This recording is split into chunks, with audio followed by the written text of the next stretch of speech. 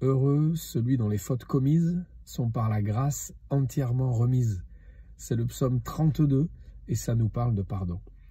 Je suppose que vous avez déjà fait mal à quelqu'un et que vous avez déjà vécu le pardon, en tout cas je l'espère. Vous avez demandé pardon et ce pardon a été reçu. Des fois on dit je te demande pardon, puis c'est un peu léger, et puis en face il n'y a pas vraiment la réponse qu'on attendait, il n'y a pas une vraie réconciliation.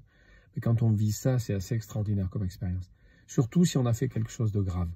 Si on a vraiment fait mal à quelqu'un et qu'on doute qu'il puisse nous pardonner, quand ce pardon arrive, c'est extraordinaire. C'est une expérience unique dans la vie humaine. Et recevoir le pardon réel de quelqu'un, voir que son regard sur nous a changé, qu'il a accepté notre repentance et notre demande de pardon, c'est magnifique, quoi. Et il faut vivre ça pour pouvoir en parler de façon forte, quoi. C'est ce que Dieu vit avec nous, c'est ce qu'il veut vivre avec nous. Il nous fait comprendre, ou il essaie de nous faire comprendre qu'on a fait beaucoup de choses qui lui ont fait du mal, on l'a offensé. Et quand finalement on demande pardon à Dieu et qu'on comprend, on accepte qu'il nous pardonne, qu'il nous a pardonné, qu'il efface notre dette, il la remet complètement.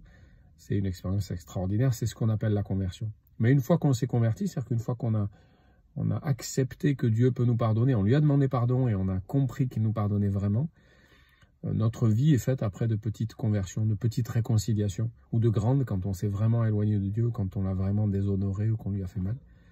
Mais ces moments-là sont des moments importants et vitaux. Voilà.